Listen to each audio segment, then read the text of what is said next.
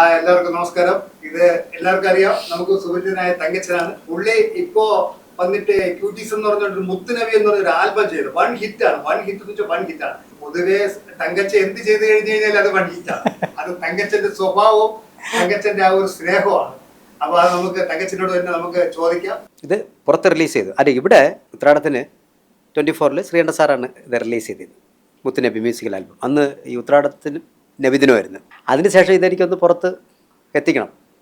ഇത് പ്രവാസി സോങ്ങാണിത്, പുറത്തെത്തിക്കണം. ലുലു അങ്ങനെയുള്ള ഒരു അവസരം തരുന്നു. ക്യൂട്ടീസാണ് ഇതിൻ്റെ, ക്യൂട്ടീസ് ഇൻ്റർനാഷണലാണ് ഇതിൻ്റെ ഇത് സ്പോൺസർ ചെയ്ത് അവിടെ ചെയ്യാനുള്ള. ഇനി അതിനെ അപ്ലോഡ് ചെയ്യുന്നത് പുതുവർഷത്തിലാണ്. അപ്പോൾ ഈ അപ്ലോഡ് ചെയ്യുന്നത് ഇത് മറ്റുള്ള സ്ഥലങ്ങളിലൊക്കെ ഒന്ന് അറിയാൻ വേണ്ടി, എല്ലാവരും കാണണം എന്ന് പറയാൻ വേണ്ടി കൂടിയാണ്.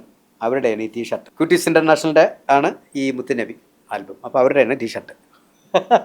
കൊള്ളാം. എന്തായിരുന്നാലും അത് വൺ ഹിറ്റ് ആണ്. പിന്നെ അടുത്ത നമുക്ക് വിശേഷങ്ങളിലോട്ട് പോകാം.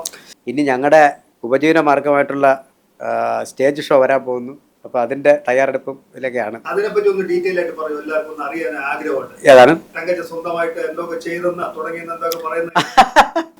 അല്ല, സ്വന്തമായിട്ട് തുടങ്ങിയത് എനിക്കൊരു യൂട്യൂബ് ചാനലുണ്ട്. അതല്ലാതെ ഇപ്പം ആൽബങ്ങൾ, അതാണ് എൻ്റെ മെയിനായിട്ട് ഇങ്ങനെ ചെയ്തുകൊണ്ടിരിക്കുന്നത്.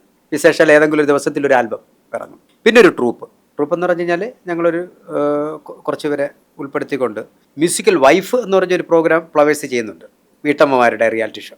അപ്പോൾ ഞാൻ മ്യൂസിക്കൽ വൈബ് എന്ന് പറഞ്ഞിട്ടൊരു ഷോ കടയൊക്കെ ചെയ്തൊരു പ്രോഗ്രാം, മിമിക്സ് പരേഡും ഗാനമേളയും. അപ്പോൾ അതിൻ്റെ ബുക്കിംഗ് ഒക്കെ നടന്നുകൊണ്ടിരിക്കുന്നത്. ഇനിയിപ്പോൾ സീസണല്ലേ, സീസണായി വരുന്ന സമയത്ത് പരിപാടിയും കാര്യങ്ങളൊക്കെ അങ്ങനെ ബുക്കിംഗ് ഉണ്ട്. നമ്മുടെ വിതുരയെ പറ്റി എന്താണ് അഭിപ്രായം? വിതുരയിലുള്ള ജനങ്ങളെ പറ്റി അന്നും ഇന്നും എപ്പോഴും നിങ്ങളുടെ കൂടെ നിന്നു എന്നുള്ളതാണ് നമുക്കറിയാൻ പറ്റിയത്. അത് ശരിയാണെന്നുള്ളത് അറിയാൻ വേണ്ടിയിട്ടാണ്. ഞാനിത് മിക്ക സ്ഥലങ്ങളും പറഞ്ഞിട്ടുള്ളതാണ്. അവരുടെ സപ്പോർട്ട് ഇല്ലെങ്കിൽ ഞാൻ ഇന്നും ഇവിടെ ഇരിക്കില്ല. കാരണം അവരുടെ സപ്പോർട്ട് തന്നെയാണ് നമ്മുടെ വിജയം എന്ന് പറയുന്നത്. അന്നുള്ള ആ സപ്പോർട്ട് തന്നെ ഇന്നും ഉണ്ട്. അന്ന് കുറച്ച് കൂടുതൽ സപ്പോർട്ടുണ്ട്, കാരണം നമ്മൾ വളർന്നു വരാൻ വേണ്ടി. പക്ഷേ ഇപ്പോൾ അതിനേക്കാളും സപ്പോർട്ടുണ്ട്. കാരണം എന്ന് പറഞ്ഞാൽ അവർ സപ്പോർട്ട് ചെയ്ത് വിട്ടതിനനുസരിച്ച് നമ്മൾ എന്തെങ്കിലുമൊക്കെ ഒന്നാകാൻ ശ്രമിക്കുകയും, നമ്മൾ എവിടെ പോയിരുന്നാലും അല്ലെങ്കിൽ അവരെവിടെ പോയിരുന്നാലും വിധിയെക്കുറിച്ച് പറയുമ്പോൾ എന്നെ ചോദിക്കുന്ന സമയത്ത് അവർക്ക് ഉണ്ടാകുന്നൊരു സന്തോഷം എന്ന് പറയുന്നത് വലിയ കാര്യം തന്നെ. അതുകൊണ്ട് അന്നും ഇന്നും അവരാണ് എൻ്റെ ബലവും സപ്പോർട്ടും. അതിപ്പോൾ ഇനി എവിടെ ചെന്നിരുന്നാലും പിന്നെ എനിക്ക് ചോദിച്ചില്ലെങ്കിലും, ഇപ്പോൾ ചേട്ടൻ ചോദിച്ചില്ലെങ്കിലും ഞാൻ വിധിയെക്കുറിച്ച് 2 കാര്യം പറഞ്ഞിട്ടേ ഉള്ളൂ. പൊന്മുടിയിലെ മലനിരകളും പൊന്മുടി താഴ്വരയിലെ താഴെ ഉള്ള കല്ലാറിലെ വെള്ളവും അതൊക്കെ നമുക്ക് പറയാതിരിക്കാൻ പറ്റുമോ ചേട്ടാ? അങ്ങനെ വരുന്ന സമയത്താണ് നമുക്ക് പെട്ടെന്ന് പുഴയോരഴകുള്ള പെണ്ണ് ആലുവ പുഴ, ആ പുഴ വരുമ്പോൾ നമുക്കൊരു പാട്ട് അങ്ങനെ, പുഴയോരഴകുള്ള പെണ്ണ് കല്ലും മലയും മാറിൽ ചാർത്തിയ ചെല്ലക്കൊലുസിട്ട പെണ്ണ്, പുഴയോരഴകുള്ള പെണ്ണ് ആലുവ പുഴയോരഴകുള്ള പെണ്ണ്. അല്ലാതെ ഇപ്പം ചില സമയത്തൊക്കെ റേഡിയോയിൽ കേൾക്കും. പിന്നെ അല്ലാതെ യൂട്യൂബ് ചാനലിൽ ഇങ്ങനെ അടിച്ച് കാണും. എനിക്കിഷ്ടപ്പെട്ട പാട്ടാണ്. പിന്നെ അത് ഏത് സമയത്തും എപ്പോൾ പറഞ്ഞിരുന്നാലും പാടുകയും, നമ്മൾ ആവശ്യപ്രകാരം ചേട്ടാ ഒരു പാട്ട് പാടണമെന്ന് പറഞ്ഞാൽ പാടുന്ന ഒരാൾ ഉണ്ട്, ശ്രീ പന്തളം ബാലൻ. പിന്നെ കേൾക്കുന്നത് പുള്ളിരെന്നാണ്.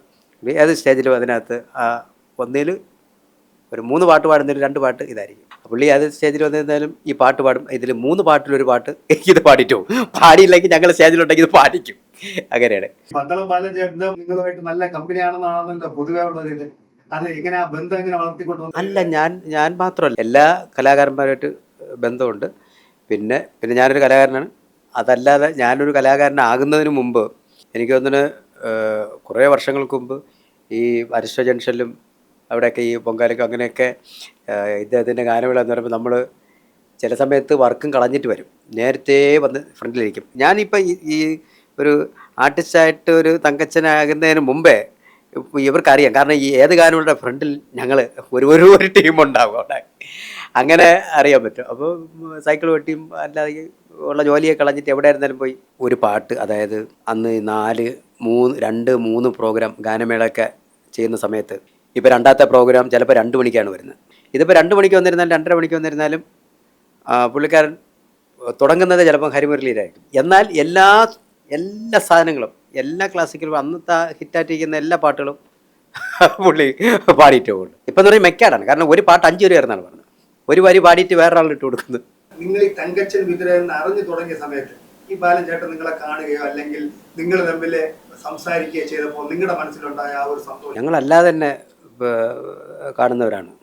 അല്ല, മിക്ക ഫംഗ്ഷനും ഒരു പ്രോഗ്രാം ഉണ്ടെങ്കിൽ ഒരു വേദിയിൽ ചിലപ്പോൾ അദ്ദേഹം കാണും, ഞാൻ കാണും, ഞങ്ങൾ ഒരുമിച്ച് ആർട്ടിസ്റ്റുകൾ എല്ലാവരും പരസ്പരം അങ്ങോട്ട് ചെന്ന് കാണുകയും ചില വേദികളിൽ നമ്മൾ ആദരിക്കുന്ന ചടങ്ങുകളുണ്ടാവും.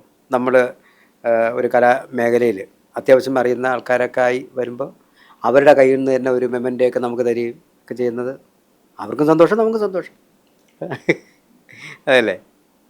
കേരളത്തിലെ മൊത്തത്തില് നമ്മുടെ വിദ്യ തങ്കച്ചൻ എവിടെ പോയി കഴിഞ്ഞു കഴിഞ്ഞാൽ അവിടെ ലക്ഷോപലക്ഷം ആൾക്കാർ കൂടുമെന്നാണ് പറയുന്നത്. അങ്ങനെയൊന്നുമില്ല. നമ്മളെ ഇഷ്ടമല്ലാത്തവരുമുണ്ട്. എല്ലാവർക്കും നമ്മളെ ഇഷ്ടമല്ല, ഇഷ്ടമല്ലാത്തവരുമുണ്ട്. ഇഷ്ടമല്ലാത്തവരെ നമ്മൾ ഇഷ്ടമാക്കി എടുക്കുക എന്നാണ് അത്.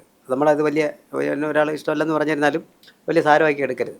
അപ്പോൾ അവരെ ഒന്നിൽ ഇഷ്ടപ്പെട്ടില്ലെങ്കിൽ അടുത്തൊന്നിലേക്ക് നമ്മൾ ഇഷ്ടപ്പെടുത്തുക എന്നാണ്. പിന്നെ ഇനി എല്ലാവർക്കും എന്നെ ഇഷ്ടമാണെന്ന് പറഞ്ഞിരുന്നാലും സന്തോഷമുള്ളൂ. ഇഷ്ടമല്ലെന്ന് പറഞ്ഞിരുന്നാലും നമുക്ക് വിഷയമില്ല. അവരെ നമ്മൾ ഇഷ്ടമല്ലെന്ന് പറഞ്ഞവരെ നമ്മൾ സ്നേഹിക്കുക. കാരണം ഇഷ്ടമല്ലെന്ന് പറയുമ്പോൾ നമ്മൾ വിചാരിക്കുക എന്നെ എന്തുകൊണ്ട് ഇഷ്ടമല്ലാത്തത്. അറിയുന്നവരാണെങ്കിൽ ചോദിക്കുക എന്താണ് എൻ്റെ ഫാൾട്ട്, ഇപ്പോൾ ഇങ്ങനെയാണ് സംഭവം, അതാണ്, ഓക്കെ, ക്ലിയർ ചെയ്യാം. അത് കഴിഞ്ഞതിന് ശേഷം എന്നെ ഇഷ്ടമാകുമോ? അപ്പോൾ നമ്മൾ ഇഷ്ടമല്ലാത്തവരെ ഇഷ്ടമാക്കി എടുക്കുന്നതാണ്. നിങ്ങളുടെ ഫോട്ടോകൾ ഇപ്പോഴും വീട്ടിലൊക്കെ വെച്ച് ഒരുപാട് പേര് ആരാധിക്കുന്നുണ്ട്. അപ്പൊ അത് കണ്ടാണ് ഞാൻ പറഞ്ഞത്. ഞാൻ ഇതിനൊക്കെ ഇത് എൻ്റെ ദൈവമേ ഫോട്ടോ വെച്ച് ആരാധിക്കുന്നുണ്ട്. ഇപ്പോഴും ചന്ദ്രന്റെ ഫോട്ടോ വെച്ചിട്ടുണ്ടായിരുന്നു കൊല്ലത്ത്, അറിയാമോ? അത് പൊട്ടിയത് ഭാഗത്ത് ഈ ഫോട്ടോ വെച്ച് ആരാധിക്കുന്നില്ല. ഈ ഫോട്ടോ വരച്ച് സ്റ്റേജിൽ കൊണ്ടുതരും. അങ്ങനെ കൊണ്ടുവന്നിട്ടുള്ള ഫോട്ടോസൊക്കെ വീട്ടിരിപ്പുണ്ട്. സ്റ്റേജിൽ കൊണ്ടുവരും. ഈ ഫോട്ടോ വെച്ച് ആരാധിക്കില്ല. ചിലപ്പോൾ ഈ കൊണ്ടുതരാൻ, ഈ വരച്ചിട്ട് കൊണ്ടുതരാൻ പറ്റാതെ വരുമ്പോൾ ചിലപ്പോൾ അത് അവർ വീട്ടിൽ വെച്ചേക്കും, എപ്പോഴെങ്കിലും കൊണ്ടുതരാൻ വേണ്ടി അവിടെ വെച്ചേക്കും. ചന്ദ്രന്റെ ഫോട്ടോ വെച്ചിട്ടുണ്ട്. ചന്ദ്രന്റെ ഫോട്ടോകളൊക്കെ വെച്ച് ഞാൻ കണ്ടിട്ടുണ്ട്. ഞാൻ ചന്ദ്രനോട് പോയപ്പോ പൊട്ടിയത്തുള്ള വീട് കണ്ട് 2-3 വീട്ടിൽ പോയപ്പോഴും അവർ ചന്ദ്രൻ, ഞാൻ തന്നെ അദ്ദേഹത്തെ ആരാധിക്കല്ലേ. ആരെ? ചന്ദ്രചേട്ടൻ ഒന്നും ഇവിടെ ഇല്ല, അമേരിക്കയിലാണെങ്കിലും പുള്ളിക്കാരൻ ഞാൻ ആരാധിക്കല്ലേ. എൻ്റെ ആരാധന പുരുഷനല്ലേ അതുപോലെ ആരാധിക്കട്ടെ. പിന്നെ നമുക്കിനി അടുത്ത സ്റ്റാർ മാജിക്കില് ഉള്ള പോലെയുള്ള പ്രോഗ്രാംസിനെ പറ്റിയുള്ള. സ്റ്റാർ മാജിക് നല്ല പ്രോഗ്രാമായിരുന്നു. സ്റ്റാർ മാജിക് എന്ന പ്രോഗ്രാം ചെയ്ത് കൊതി കയറുന്നിട്ടില്ല. അതുപോലത്തെ ഒരു പ്രോഗ്രാം ഉണ്ടാവുമെന്ന് എനിക്കറിയില്ല. പക്ഷേ നല്ല പ്രോഗ്രാമായിരുന്നു. എവിടെ ചെന്നാലും സ്റ്റാർ മാജിക്കിനെ കുറിച്ച് ചോദിക്കുന്നുണ്ട്. അത് ഉണ്ടോയെന്ന്, ഇനിയും ഉണ്ടാവുമോ എന്ന് ചോദിക്കുന്നുണ്ട്. ചിലർ പഴയ എപ്പിസോഡൊക്കെയാണ് കാണിക്കുന്നത്. അപ്പോൾ അവർ വിചാരിക്കുന്നത് ആ എപ്പിസോഡ് തന്നെ, അതായത് പ്രോഗ്രാം നിർത്തിയില്ലെന്നാണ് അവർ വിചാരിക്കുന്നത്. ഉണ്ടായിരുന്നൊരു പ്രോഗ്രാം ഇപ്പോഴും ആൾക്കാരത് അത് ഇനി ഉണ്ടാവുമോ, കൊള്ളാം, നല്ല പ്രോഗ്രാം എന്ന് പറയുന്ന സമയത്ത് തന്നെ നമുക്ക് സന്തോഷമില്ല. നമ്മളുണ്ടായിരുന്നൊരു പ്രോഗ്രാം അല്ലേ, നമുക്കൊരു വഴിത്തിരിവൊക്കെ ആയ ഒരു പ്രോഗ്രാമിനെ കുറിച്ച് വീണ്ടും ആൾക്കാർ ചോദിക്കുക ഇനിയും ഉണ്ടാന്നൊക്കെ ചോദിക്കുമ്പോൾ സന്തോഷം. അപ്പോൾ നമ്മൾ അതിനകത്തൊരു ഭാഗമായാലാണ് സന്തോഷം. ഇനി അതുപോലത്തേക്ക് വരട്ടെ. നമ്മുടെ ഈ മിമിക്സിലോട്ട് വരുന്നതിന് മുമ്പ് എന്തായിരുന്നു? ഒരുപാട് മേഖലകൾ കൈകാര്യം ചെയ്ത് അവസാനം എല്ലാം കൂടെ പകുതിയിൽ ചുരുട്ടി മടക്കി ഇട്ടിട്ടാണ് ഇങ്ങോട്ട് വന്നത്. ഇനി ഇവിടെ നിന്ന് ഇറങ്ങാൻ തയ്യാറല്ല. ഇത് ഇന്നലെ കണ്ട ഒരു പരിപാടിക്ക് ഞാൻ പറഞ്ഞത്, ഇനി അങ്ങോട്ട് കഴിഞ്ഞാൽ ചെയ്തു വെച്ചതിൻ്റെ പകുതി ബാലൻസ് ചെയ്യത്തക്ക പ്രായമല്ല. അപ്പോൾ ഇനി ഇവിടെ തന്നെ കിടന്ന് ഇതിൽ തന്നെ കണ്ടിന്യൂ ചെയ്ത് കഞ്ഞി പിടിച്ച് പോകുന്നതാണ്. അല്ല, വോട്ടയുടെ കാര്യം പറഞ്ഞപ്പോൾ ഒരു ചെറിയൊരു തമാശ ഓർമ്മ വന്നു. അതായത് ഓട്ടോറിക്ഷ ഉണ്ടായിരുന്നു. അപ്പോൾ ഈ CC മുടങ്ങി ഒരു വൈകുന്നേരം 7 മണിയൊക്കെ ആകുന്ന സമയത്താണ് എനിക്ക് ഓട്ടോ ഓടുന്ന പയ്യൻ കൊണ്ട് കളക്ഷൻ തരുന്നത്. അപ്പോൾ CC 2-3 മുടങ്ങിയപ്പോൾ യവനെ ഓട്ടം പിടിച്ചുകൊണ്ട് പോയിട്ട് വഴിയിൽ കൊണ്ട് അവനെ പിടിച്ചിറക്കിയിട്ട് വണ്ടി അവരെടുത്തുകൊണ്ട് പോയി. അപ്പോൾ ഞാൻ വന്നപ്പോൾ അവൻ പറഞ്ഞാണ് വണ്ടി ഒരു CC കാർ കൊണ്ട്. അപ്പോൾ എനിക്കറിയാം 2-3 മുടക്കമുണ്ട്. CC കാർ കൊണ്ടുപോയി.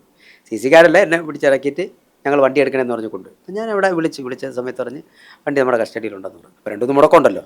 അപ്പോൾ ഇവന് വലിയ സങ്കടം, വണ്ടി ഓടിക്കണ്ടെന്നല്ലേ, ഭയങ്കര സങ്കടം, വിഷമിച്ചിരിക്കുന്നു. അപ്പോൾ ഞാൻ ചെന്ന് തോളിൽ നമുക്ക് ചെയ്യാം, നമുക്ക് സെറ്റ് ചെയ്യാം, പേടിക്കണ്ട, വിഷമിക്കേണ്ടെന്ന്. വീണ്ടും അവന് സങ്കടം സഹിക്കുന്നില്ല. കാരണം ഞാൻ എൻ്റെ ഒരു കൂടപ്പിറപ്പ് പോലെ ഉള്ള ഒരു ഇതിൽ അവന് നമ്മൾ ഉപജീവനമാർക്കായിട്ടിരുന്ന ഒരു വാഹനമില്ല, അതെടുത്തുകൊണ്ട് പോകുമ്പോൾ ആ ഒരു സങ്കടം കൊണ്ട് അവന് നിൽക്കാൻ വയ്യ. പിന്നെ അവസാനം ഞാൻ ചെന്ന് തോളിൽ തട്ടി, കുഴപ്പമില്ല, സാരമില്ല, കുഴപ്പമില്ല. അതല്ലണ്ണ എനിക്ക് അങ്ങനെയല്ല ഇന്ന്, പിന്നെ അതല്ലണ്ണ എനിക്ക് കുഴപ്പമില്ലെന്നേ, നമുക്കത് ശരിയാക്കാം, പേടിക്കണ്ട കേട്ടാ, പോട്ടെ. അതല്ലണ്ണ ഒരു അരമണിക്കൂറിന് മുമ്പ് ആണെന്നുണ്ടെങ്കിൽ എടുത്തിട്ട് പോയാലും കുഴപ്പമില്ല, ഞാൻ അതിൽ 2 ലിറ്റർ എണ്ണ അടിച്ചെന്നേ. ഇത് അപ്പോഴൊരു തമാശയായിട്ട് പിന്നെ ഒരു വിഷമം ഇതായിട്ട് തോന്നിയെങ്കിലും അവസാനം ഞാൻ സ്റ്റാൻഡിൽ ചെന്ന് പറഞ്ഞപ്പോൾ ഇത് കുറച്ച് കാലത്തേക്കുള്ള കോമഡി ഉണ്ടായിരുന്നു. ഇടയ്ക്കിടയ്ക്കൊക്കെ പറഞ്ഞ് ചിരിക്കുകയൊക്കെ ചെയ്യുന്നു. ഓട്ടോയിടയ്ക്ക് തന്നെ വേറെ ഉണ്ട്. നമുക്ക് എൻ്റെ വണ്ടിയായിട്ട് കണക്ട് ചെയ്ത് പറയത്തക്ക ഒരു കോമഡിയുണ്ട്. ഇങ്ങനെ പറഞ്ഞതേ ഉള്ളൂ. നിങ്ങളെ പിന്നെ പാതിരാത്രി ഒന്ന് വിളിച്ചുണർത്തിയിട്ട് അവസാനം നിങ്ങൾ ഉറങ്ങാനും സമ്മതിക്കില്ല. നേരം വെളുക്കുന്നേരം ഇരുന്ന് അസീസ് ഹോട്ടലിൽ നിന്ന് രാവിലെ ആകുമ്പോൾ കാപ്പി കുടിച്ചിട്ട് ചെയ്ത് അതിൻ്റെ ഔട്ടും കൊണ്ട്, പക്ഷേ നമ്മളൊരു സംഭവം കൊണ്ട് തരുന്ന സമയത്ത് നമുക്ക് പൂർണ്ണ ഗ്യാരണ്ടിയാണ്. നമുക്ക് അമല സ്റ്റുഡിയോ കൊണ്ട് കൊടുക്കാമെന്ന് പറഞ്ഞു കഴിഞ്ഞാൽ, അമല സ്റ്റുഡിയോ എന്ന് പറഞ്ഞു കഴിഞ്ഞാൽ തിരുവനന്തപുരം കൊല്ലത്തിനപ്പുറത്ത് എനിക്ക് അറിഞ്ഞൂടാ. തിരുവനന്തപുരം കൊല്ലം മറ്റ് ബേസ് ചെയ്തിട്ടുള്ള മിക്ക ആർട്ടിസ്റ്റുകളും ഇവിടെ വന്ന് കിടന്നുറങ്ങി ഇവിടെ നിന്ന് റെക്കോർഡ് ചെയ്ത് രാവിലെ ഇവിടെ നിന്ന് കാപ്പിയൊക്കെ കുടിച്ച് ഔട്ടും കൊണ്ടുപോകുന്ന അല്ലേ മിക്ക ട്രൂപ്പുകളും. അപ്പോൾ എന്താണ് ആ ഒരു ബന്ധം എന്ന് പറഞ്ഞു കഴിഞ്ഞാൽ, ഇങ്ങനെ വരണമെന്ന് പറഞ്ഞപ്പോൾ നിങ്ങളെന്ന് പറഞ്ഞപ്പോൾ പിന്നെ എനിക്ക് വേറെ ഒന്നും നോക്കാനില്ല. അതല്ലേ വേണ്ടേ? അതെ, തീർച്ചയായും. പൂവേ செம்பூவே உன் வாசம் வரும் வாசல் என் வாசல் உன் பூங்காவனம் வாய் பேசிடும் புல்லாங்குழல் நீ தானொரு பூவின் மடல் பூவே செம்பூவே. പാവികൾക്കു വേണ്ടി വാർത്തു നീ നെഞ്ചിലെ ചെന്നിണം നീതിമാൻ നിനക്കു തന്നതോ മുൾക്കിരീടഭാരം. സ്നേഹലോലമായി തലോടാം കാൽമഹേന്ദുവിൽ വിലോലം. സ്നേഹലോലമായി തലോടാം കാൽമഹേന്ദുവിൽ വിലോലം. നിത്യനായ ദൈവമേ കാത്തിടണമേ, കരുണാമയനേ കാവൽ വിളക്കേ കനിവിൻ നാളമേ. കരുണാമയനേ കാവൽ വിളക്കേ കനിവിൻ നാളമേ. അശരണരാകും ഞങ്ങളെയെല്ലാം അങ്ങിൽ ചേർക്കണേ, അഭയം നൽകണേ. കരുണാമയനേ കാവൽ വിളക്കേ കനിവിൻ നാളമേ. സൂപ്പർ. ആദ്യത്തെ പ്രതിഫലം 10 രൂപയ്ക്ക് താഴെ, പിന്നെ 10 രൂപ, പിന്നെ 75 രൂപ, പിന്നെ 100 രൂപ, പിന്നെ 150, 175 ഇങ്ങനെ ഈ റേഞ്ചിലോട്ട് വരും. ആദ്യത്തെ പ്രതിഫലം വാങ്ങിച്ച് എന്താ ചെയ്തേ? ആദ്യത്തെ പ്രതിഫലം വാങ്ങിച്ചിട്ട് കൈവറയിലായിരുന്നു. കാരണം ഞാൻ ഈ 100 രൂപ വാങ്ങിച്ചിട്ട് കൈവറച്ചിട്ട് എൻ്റെ ഫാദറിൻ്റെ കൊണ്ട് കൊടുത്തു. അത് വാങ്ങിച്ചിട്ട് ഫാദറിൻ്റെ കൈയും കാലും വിറച്ചു. അത് ഞാൻ ആദ്യം തമാശയിൽ കൂട്ടുകാരെടാ ഇതുപോലെ എനിക്ക് 100 രൂപ കിട്ടിയപ്പോൾ ഞാൻ എൻ്റെ കൈ വിറച്ചിട്ട് ഞാൻ കൊണ്ട് കൊടുത്ത് എൻ്റെ ഫാദറിൻ്റെ കൊണ്ട് കൊടുത്തു എന്നാണ് ഞാൻ പറഞ്ഞു വെച്ചിരുന്നത്. ഇത് ഇവന്മാരെന്തെന്നറിയാമോ, ഞാൻ ഇങ്ങനെ പറിച്ചിട്ടാണ് കൊണ്ടുകൊടുത്തത്. ഇവന്മാർ അതിനെ ആക്ഷന് കൊടുക്കും. ഫാദറിൻ്റെ കയ്യും കാലും പറിച്ച് തറയെ കിടന്ന് ഇങ്ങനെയൊക്കെ ആക്കിയെന്ന് പറഞ്ഞ് ആവശ്യമില്ലാത്തൊക്കെ പറഞ്ഞുണ്ടാക്കി. തിരുവനന്തപുരത്തോട്ട് വരുമ്പോൾ ഫസ്റ്റ് കിട്ടുന്നത് 100 രൂപ, അതിനുശേഷം പിന്നെ 150, 175, 200, 250 ഇങ്ങനെ മാറി ഇതാ ഇവിടെ. ഇനി ബാക്കി അങ്ങോട്ട് ചോദിക്കരുതേ, ബാക്കി അങ്ങോട്ട് ചോദിക്കരുത്. ഇവിടം വരെ നിൽക്കുകയാണ്.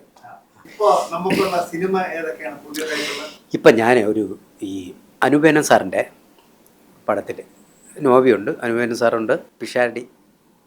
അത് ഒരു 2 ദിവസത്തെ ഇതുണ്ടായിരുന്നുള്ളൂ. ഷൂട്ട് കഴിഞ്ഞ് കുറച്ച് ദിവസമായി. അതിപ്പോൾ ഈ ഓണത്തിന്, ന്യൂ ഇയറിന്, ക്രിസ്മസിന് എന്നൊക്കെ പറഞ്ഞ് ഉടനെ ഇറങ്ങും. അതിൽ ചെറിയൊരു കുഞ്ഞ് വേഷമുള്ളൂ. അതാണ് എനിക്ക് വരാനുള്ളത്. അല്ലാനുള്ള സിനിമയൊക്കെ എനിക്ക് ഫെബ്രുവരി മാർച്ചിലൊക്കെ സ്റ്റാർട്ട് ചെയ്യുമെന്ന് പറയുന്നത് വിളിച്ചിരിക്കുന്ന. അങ്ങനെ വരട്ടെ. വേറെ ചാനൽ കണ്ടോണ്ടിരിക്കുകയാണ് ഒരാള്, അവരത് കണ്ട് മൂഡ് ഓഫ് ആയി. പെട്ടെന്ന് നമ്മുടെ ഈ ചാനൽ കാണുന്നു, അപ്പൊ നിങ്ങളുടെ പ്രോഗ്രാം ആണെന്ന് അവർക്ക് മനസ്സിലായി. അപ്പൊ അവരെ ഒന്ന് സന്തോഷപ്പെടുത്താൻ വേണ്ടിയിട്ട് നിങ്ങൾക്ക് എന്ത് ചെയ്യാൻ പറ്റും എന്നുള്ളതാണ് ഞാൻ ചോദിക്കുന്നത്. തങ്കച്ചൻ എന്ന് പറയുമ്പോൾ മറിയേരമ്മേരാട്ടുകുട്ടി ആഹാ മണിയൻ്റെ മെരസോപ്പ് പെട്ടി, മറിയേരമ്മേരാട്ടുകുട്ടി മണിയൻ്റെ മെരസോപ്പ് പെട്ടി, വാട്ടുപെട്ടി വട്ടപ്പെട്ടി വെറുതെ നിന്ന കുട്ടപ്പെട്ടി, ആ സിസിലി കുട്ടിരെ തേപ്പ് പെട്ടി പാട്ടി തല്ലര മുറുക്കാൻ പറ്റി, സിസിലി കുട്ടിരെ തേപ്പ് പെട്ടി പാട്ടി തല്ലര മുറുക്കാൻ പറ്റി, മറിയേരമ്മേരാട്ടുകുട്ടി മണിയൻ്റെ മെരസോപ്പ് പെട്ടി. ഇവർ ഇതേ ഉള്ള എന്നായിരുന്നാലും ഒന്നുകൂടെ ഒന്ന് കാണാൻ നിൽക്കുക. ഏതായിരുന്നാലും ഓരോ ചാനലിങ്ങനെ മാറ്റി ഇങ്ങനെ വന്ന സമയത്ത് നമ്മളെന്ന് കിട്ടിയ മറിയേരമ്മേരാട്ടുകുട്ടി അടുത്ത വേറെ സ്ഥലത്തേക്ക് പോകും. നമ്മുടെ പ്രേക്ഷകരൊക്കെ ഒരുപാട് ചാനൽ അതൊക്കെ കണ്ടോണ്ടിരിക്കാൻ, ചിലപ്പോൾ അതൊക്കെ കണ്ട് അവരാകെ ഒരു മൂഡ് ഓഫോ ഇങ്ങനെ എന്തെങ്കിലും ഇരിക്കുന്ന സമയത്തായിരിക്കും പെട്ടെന്ന് ദൃശ്യ ചാനലിലോട്ട് ആൾക്കാർ നോക്കാൻ വേണ്ടി വരുന്നത്. അപ്പോൾ നോക്കുമ്പോൾ തങ്കച്ചനൊക്കെ അപ്പൊ തങ്കച്ചന്റെ വകയായിട്ട് എന്തോ അവർക്ക് കൊടുക്കാൻ പറ്റും, അവർക്ക് സന്തോഷം കൊടുക്കാൻ പറ്റുന്ന എന്തോ ആണ് തങ്കച്ചന്റെ കയ്യിലുള്ള ഓപ്ഷൻ. നീ ഒന്നും കൂടെ കറങ്ങി തിരിഞ്ഞ് നമ്മളിലേക്ക് വീണ്ടും വന്നു കഴിഞ്ഞാൽ നിനക്കെന്നെ ഇന്ന് വേണ്ടെങ്കിൽ എനിക്ക് നിന്നെ ഇന്നലെ വേണ്ട ഓടി നിനക്കെന്നെ ഇന്ന് വേണ്ടെങ്കിൽ എനിക്കു നിന്നെ ഇന്നലെ വേണ്ട ഓടി. ഇനി അടുത്തൊരു പോടാ വരുന്നുണ്ട് കേട്ടോ. അതാര് അവരുടെ സെക്ഷൻ, നമ്മൾ പോടിയല്ലേ പറഞ്ഞേക്കുന്നത്. ഇനി പോടി ചേർന്ന് കൊണ്ട് ഞങ്ങൾക്കൊരു പോട വരുന്നുണ്ട്. നിനക്കെന്നെ ഇന്ന് വേണ്ടെങ്കിൽ എനിക്കു നിന്നെ ഇന്നലെ വേണ്ട പോടാ. എന്താ അത് നമുക്ക് ഈ ഇപ്പോൾ നമ്മളെ ജോലി എന്താണ്? നമുക്ക് സന്തോഷം കൊടുക്കുക, സന്തോഷിപ്പിക്കുക, രസിപ്പിക്കുക. പലവിധമായിട്ടുള്ള ആൾക്കാർ പലവിധ പ്രശ്നങ്ങളായിട്ട് ഇപ്പോൾ ഒരു സ്റ്റേജായിരിക്കും, സ്റ്റേജ് ഷോയ്ക്ക് വന്നിട്ട് നമ്മളതിൽ ഒരുപാട് നീർന്ന പ്രശ്നങ്ങളും വേദനകളും പല പ്രശ്നങ്ങളെല്ലാം ഉള്ള ആൾക്കാരായിരിക്കും. പാടുന്ന ആളാണെങ്കിലും അഭിനയിക്കുന്ന ആളാണെങ്കിലും തമാശ ചെയ്യുന്ന ആളാണെങ്കിലും സ്റ്റേജിൽ നിൽക്കുന്നവർ അത്രയും വിഷമമുള്ളവരാണ്. ഫ്രണ്ടിൽ ഇരിക്കുന്നവരും നമ്മളെ പരിപാടി കാണാൻ വേണ്ടി വന്നിരിക്കുന്നത് എല്ലാവരും ഹാപ്പി ആയിട്ടിരിക്കുന്നതല്ല. അവരെ ഉള്ളിൽ ഒരുപാട് വിഷമമുണ്ട്, പക്ഷെ അവരും ഒരല്പം സന്തോഷിക്കാൻ വേണ്ടി ഇരിക്കുന്നത്. അപ്പോൾ ഈ അവർ ഒന്ന് സന്തോഷിക്കാൻ വേണ്ടി വന്നിരിക്കുന്നു, നമ്മളെ ഉള്ളിലെ വിഷമമെല്ലാം പറഞ്ഞ് അവരെ സന്തോഷിപ്പിക്കുക എന്നാണ്. അപ്പം നമ്മളെ അടുത്ത് വരുന്നവരെ സന്തോഷിപ്പിച്ച് വിടുക എന്നാണ് ചെയ്യേണ്ടത്.